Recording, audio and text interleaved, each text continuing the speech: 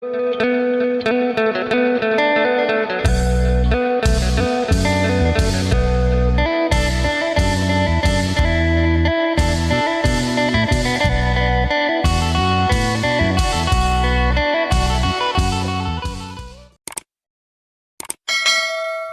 นุตุนครับไม่เท่าไฟพานใหม่คือเอา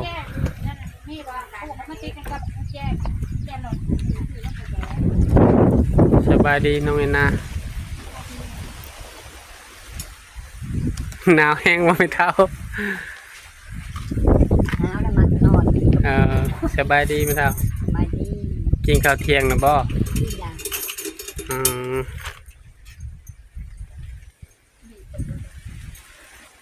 ออกได้อยู่บ่สบายดีน้องพวงน้องพวงมาเอารถพาไม่เท่าออกไปดินใหม่เห็นหน้าบ่ได้ไปบ่เผาถ่านแล้วน้องเจ้า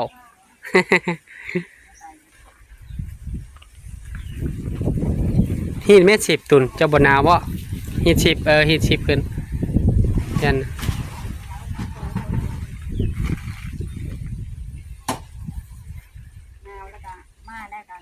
จนไปอาบน้ำตัวนอนบ่นอน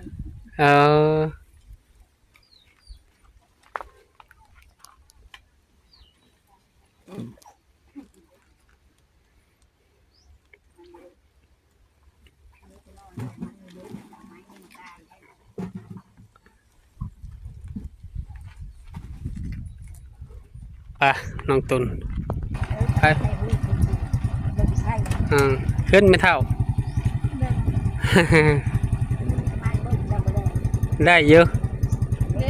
ยังมีอยู่มันขึ้นโชว์อยู่หน้าเจ้าขึ้นไม่เท่า เอ้ยนะไป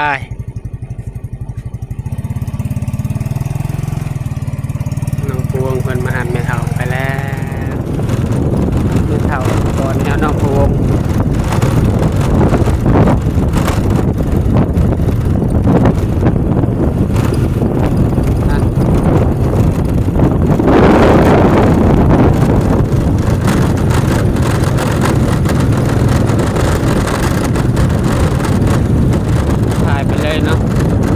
จากเพื่อนไปเท่าไปหาจากเพื่อนบ้านไปเท่าพอเขาเก็บทางใหม่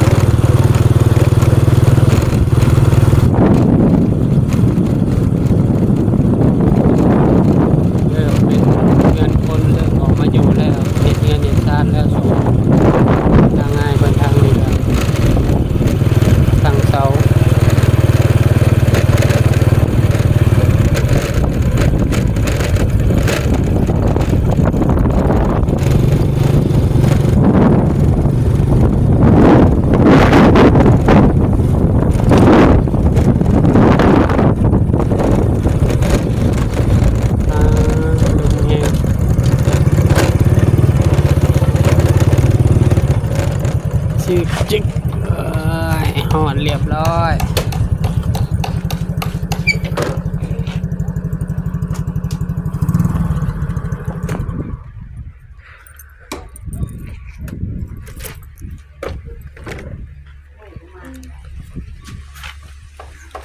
ใช้ไอเปลี่ยนนอนบ่ไอเปลี่ยน พักผ่อนมาจัก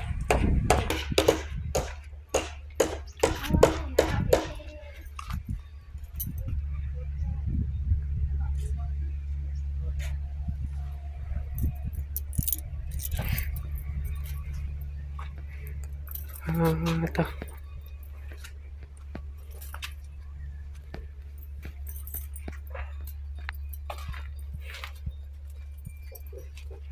หนาวแห้งน้องตุนกันหนาว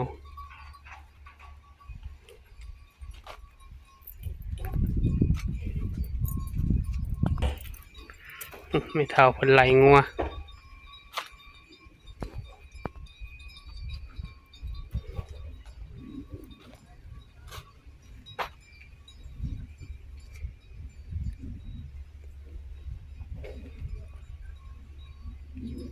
นี่เขาเป็นกุดคุม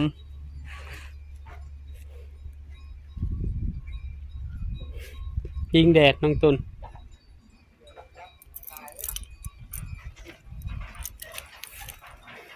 มาส่งน้องตุน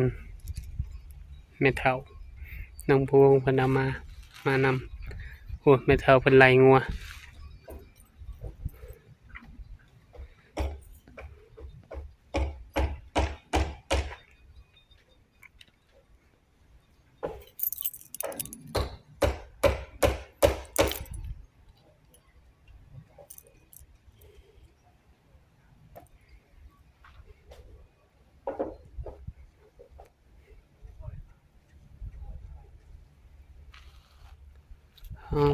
ต่อนอนห้องใดน้องตุนยังคือเก่าวะนอนทางหนาวะ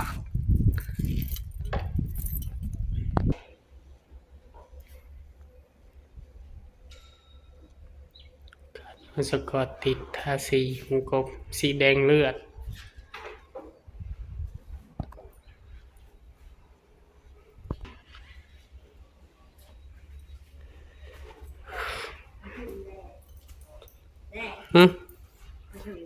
พูนอยู่พุ่นเข่าของน้ำมั้ง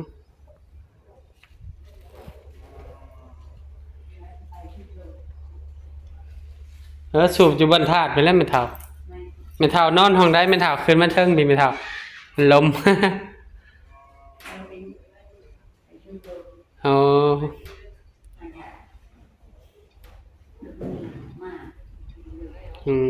โดยไม่เท่านอนห้องที่สองนะไม่เท่าเนาะ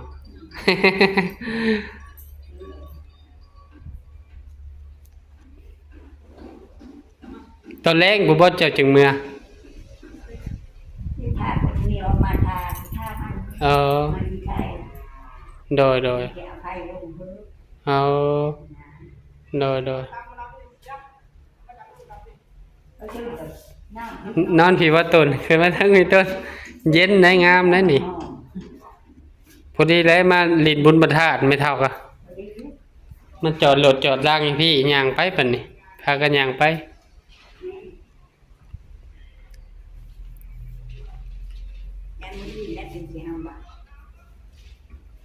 โอ้สีนี่งามไม่เท่าสีแดงเลือดทาอีกลำหนึ่งนะ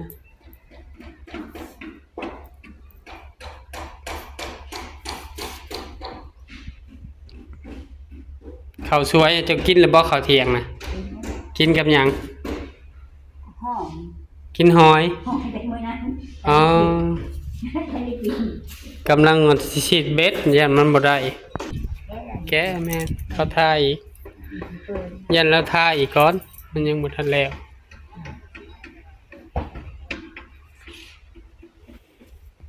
งามแล้วมันใครจะได้อยู่ล่ะกำลังนอนพักผ่อนบ่แม่เฒ่า หนาวเจ้าชายมาจะนอนมันเย็นเด้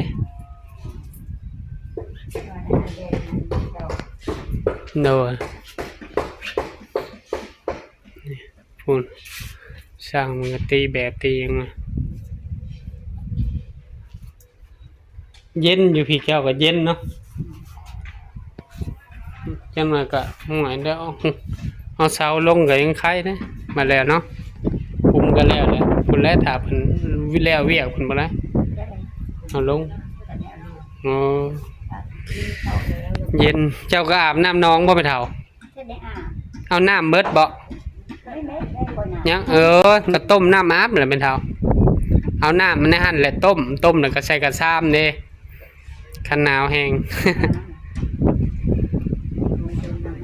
เลย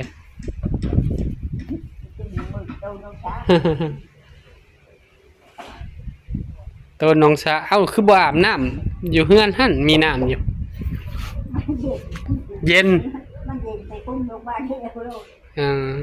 หันมาพี่ก้มไม่เฒ่าหาละเงียงกล้องอยู่ บ่เห็นหน้าเจ้าจักเทื่อ ไม่เฒ่าบิดชายบิดขัวอยู่ บ่เห็นหน้าไม่เฒ่า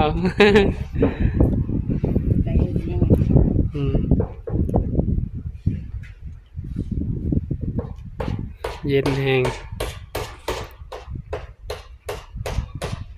เนี่ยเพิ่งก็ทาสีมันทาเล่นเท่าทาเรือน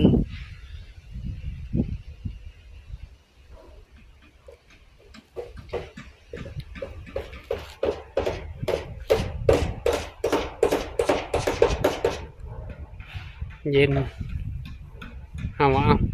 ขี่ไปจอบเบิ้งว่ายันไปเท่าอันเห็ดยังอยู่มียังกินอยู่บ่ฮะเลยว่าสิไปสิดเบ็ดมันสิดแน่ก็เลยบ่ได้สิด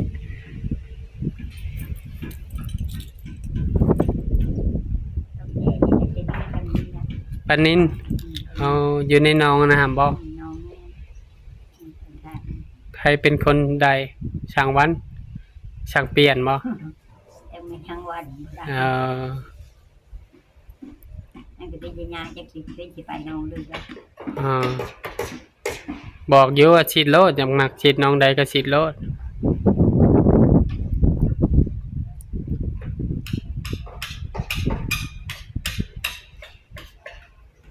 มันเย็น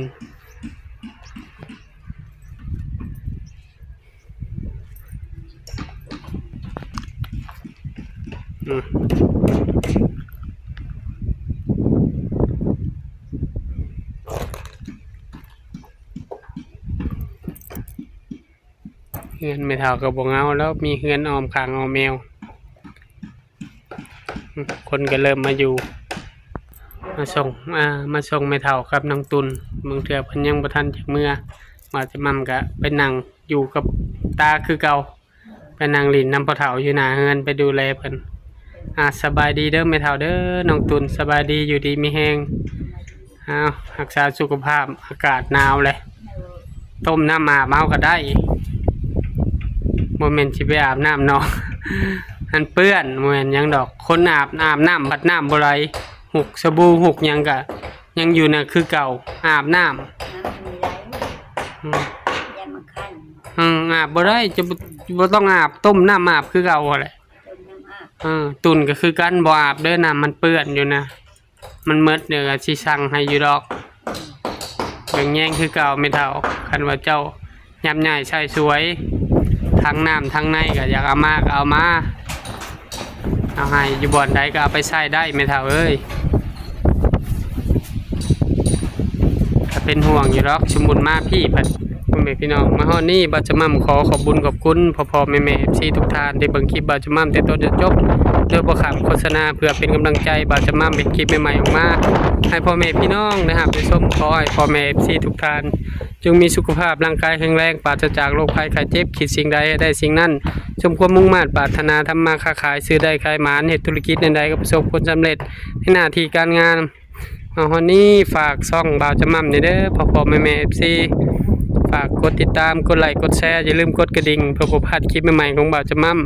ก็จะขอตัวลาพ่อแม่พี่น้องไปก่อนเจอกันคลิปหน้าขอกล่าวคำว่าสบายดี